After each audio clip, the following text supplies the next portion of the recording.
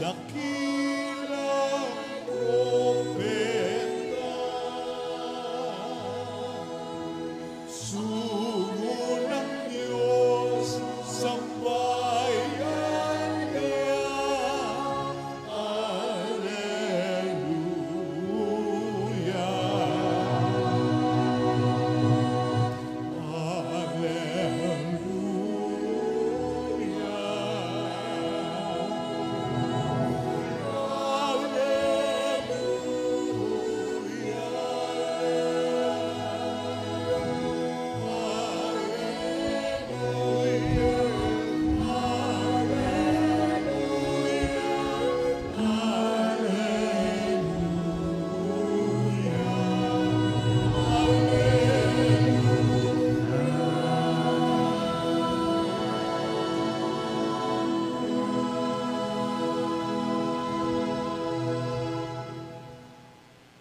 Sumainyo ang Panginoon, at sumaiyo rin. ang mabuting balita ng Panginoon ayon kay San Lucas. Papuri sa iyo, Panginoon.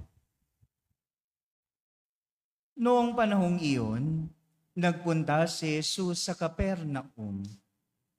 Nagturo siya sa mga tao ng araw ng pamamahinga at nagtaka sila sa kanyang pagtuturo, sapagkat may kapangyarihang kung siya'y magsalita. Naroon sa sinagoga ang isang lalaking inaalihan ng demonyo o isang masamang espiritu.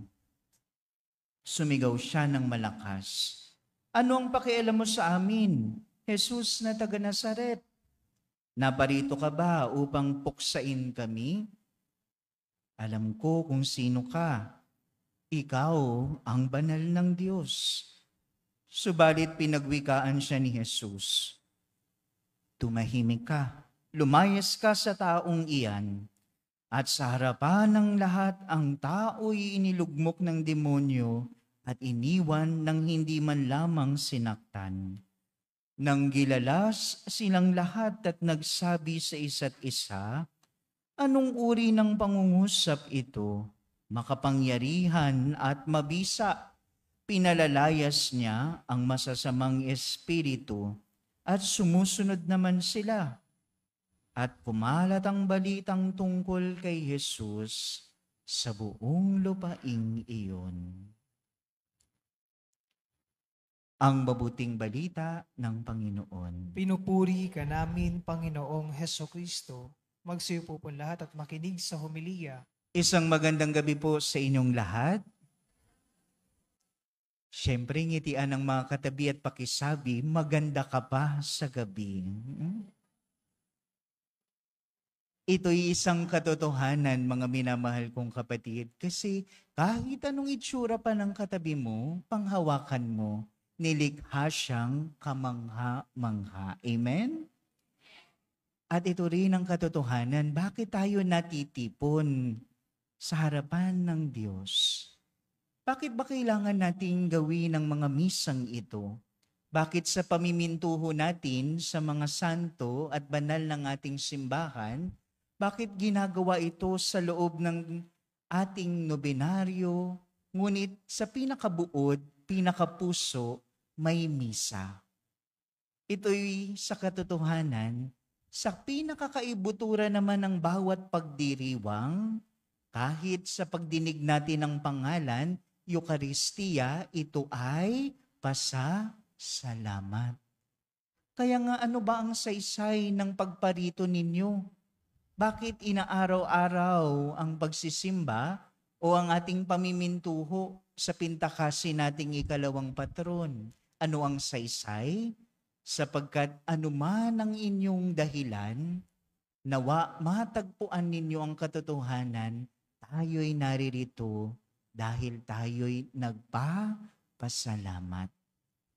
Kaya nga, mga minamahal kong kapatid, matingkad rin po ang paalala sa mga pagbasa. Akala lamang natin, no? Siguro, naisip ninyo, bakit kaya? No, pwede siguro kung magsimba ngayong gabi.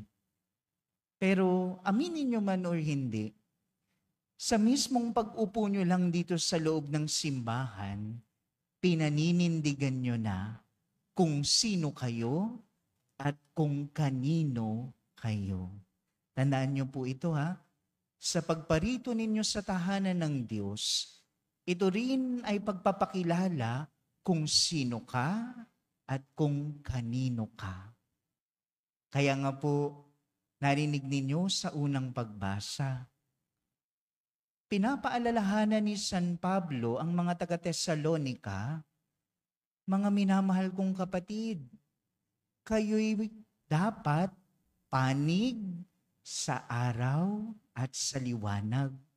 Hindi kayo dapat mga mamamayan ng gabi at ng dilim. No? Nung bata po ba kayo, nakapaglaro na kayo ng agawan base? No? Alam niyo po ba yun, yung may dalawang grupo at nakikipagpahaligsahan sila, no? Agawan. Kung sino ang mas bago, no? Siyang makatataya. Ang tawag nga doon, ubusang lahi. No? Agawan. Pero taliwas ito, no? Sa ating pagbasa. Kasi kahit ang atin pong pagparito, tandaan ninyo mga minamahal kong kapatid, sa larangan ng pananampalataya, walang puwang ang pilitan. Hindi tayo pinipilit ng Diyos. Hindi kayo pinilit na manatili dito dahil lamang ito'y tungkulin. Sana. Kasi maging maliwanag sa atin, kung mayroon man tayong isang bagay na maiaalay sa harapan ng Diyos na masasabi mong iyong-iyo, yun ay ang kalayaan ng pagpili mo. In front of God, our free will is our best gift to Him.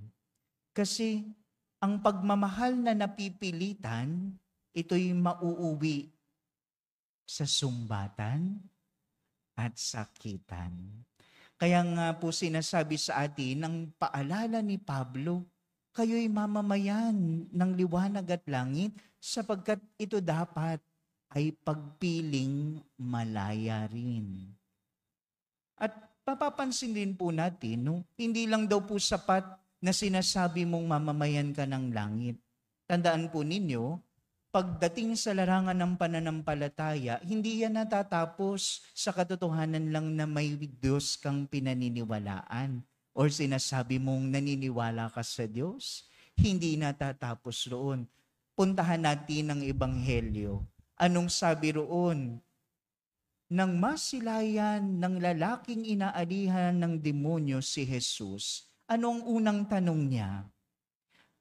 Jesus na taga Nazaret, bakit ka naparito?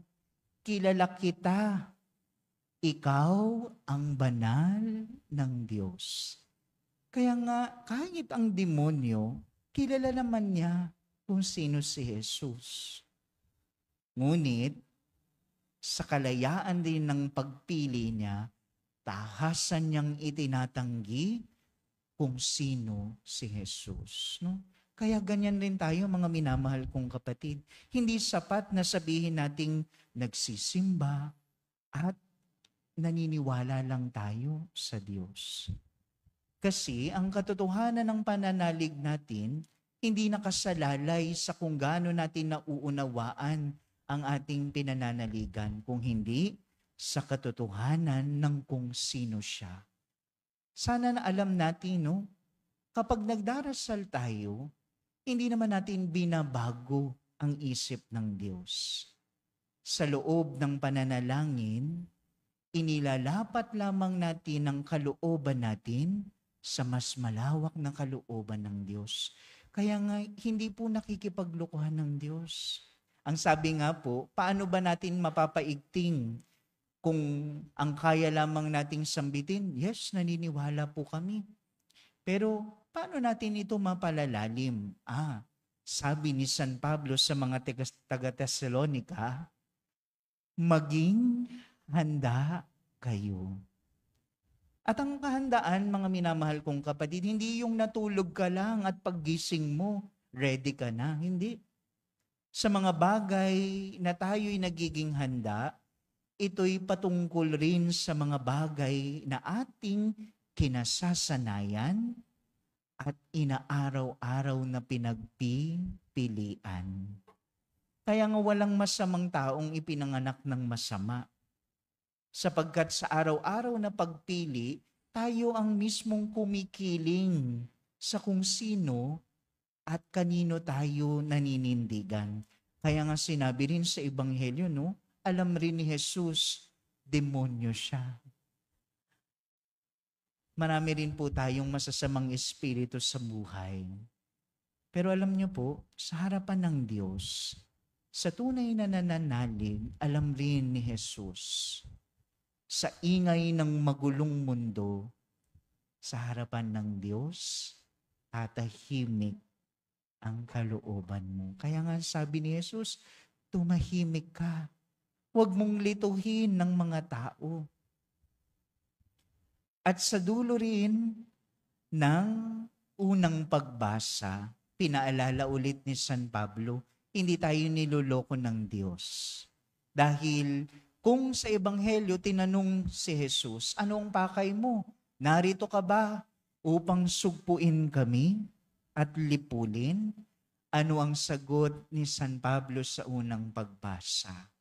Naparito ang anak ng tao upang iligtas ang lahat ng nananalig sa ngalan ni Kristo.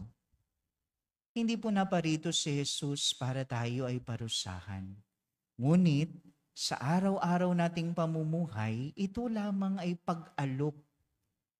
Nakasalalay pa rin kung saan at ano ang ating kahihinatnan sa dangal at lakas ng ating pagpili. Kaya nga laging sinasabi sa atin, pinipili ang pananatili. Even our act of remaining, we choose it. Tingnan nyo nga po yung katabi ninyo. Asta po ba? Mukha po bang makalangit? No? Kapag hindi mukhang makalangit, sabihin nyo yung sinabi ni Jesus, tumahimik ka. Kasi, sinabi rin po ni San Pablo sa mga taga-Roma, hindi tayo mamamayan ng mundong ibabaw. Tayo po'y mga mamamayan ng langit. We are citizens of heaven. At kung ikaw ay para sa langit, sana naman astang makalangit. Dahil ang buhay na walang hanggan, hindi po nagsisimula bukas o sa susunod na araw o sa habang buhay na ikaw ay namatay na. Heaven begins today. Tandaan niyo po yan. Ang langit nagsisimula sa ngayon at sa panahong ito. In the manner you choose and in the many choices you embrace, you also embrace heaven in the here and in the now. Tatanungin niyo po, no? Nasaan doon si San Nicolas sa lahat ng ating pinagninilayan sa gabing ito? Alam po natin, ang tema ngayon sa araw na ito ay para sa lahat ng mga namimintuho, no? Upang maiwasan ang sakuna, ang mga delubyo, ang mga bagay na hindi inaasahan sa buhay natin. Pero kung malalaman natin at bibigyang diin ang buhay ng ikalawang patron ng ating komunidad, sa buhay ni San Nicolas, walang middle ground. No? Alam niya kung para kanino siya. Kilala niya kung sino siya. Kaya nga, hindi siya kailangang magkunwari. Pwede naman nang nakilala siya ng mga tao na malapit sa Diyos, pwede naman niyang sabihin, magaling ako. Sa akin na lang kayo lumapit. Ako ang tunay na makapangyarihan. Hindi. Pero dahil alam ni San Nicolas kung sino siya at kung para kanino siya, hindi lamang niya iniligtas ang mga tao sa pisikal na sakuna at mga delubyo, ngunit sa mas malawak at mas malalim na espiritual na mga bagay, alam natin, iniiwas ni Nicolas ang sakuna at delubyo ng pagkawasak ng kaluluwa ng mga tao. Kaya nga po, ano man ang nangyayari sa ating paligid, no? Panggulo lamang yan kung ikukumpara sa kung ano ang nananaig sa ating kalooban. Kaya nga mga minamahal kong kapatid, kahit sa dami rin po ng ating mga pinagdaraanan, baka mga hindi inaasahang sakuna, problema sa pamilya, lumalapit tayo dito sa misang ito at nagpapasalamat para ipaalala sa atin ano man ang hindi natin ipinagkait sa Diyos. Ito'y ibabalik niya, siksik, liglig, at parating umaapaw. At ito ang naunawaan ni San Nicolas sa buhay niya. Hindi niya kailangang magkunwaring mas malakas at alam niya ang lahat. Ngunit dahil kilala niya kung sino siya at para kanino siya, kahit sa kabila ng sakuna at dilubyo, nananatiling buo ang kapanatagan ng kanyang kalooban. Dahil alam niya kung sino si Jesus at para siya kay Jesus. Mga minamahal kong kapatid, sa pagpapatuloy po ng ating banal na pagdiriwang, inaanyayahan ko ang komunidad na ito. Sa bawat panalangin inilalakip ninyo, sa pamimintuho natin sa ating patron, sa ating ikalawang patron, alalahanin nyo rin po ang dalisay ninyong intensyon. Sapagkat sa sarili ninyo, sa inyong mga kalooban, yan nananahan ang presensya ng Diyos. Ang tunay na pananampalataya ay hindi kawalan ng pinagdaraanan. Ang tunay na pananampalataya, sa kabila ng lahat ng pinagdadaanan, nananatili ang kapanatagan sa pinaniniwalaan. At yun rin po ang babaunin natin sa araw na ito. Kung tayo'y makalangit, umasta tayong tagalangit.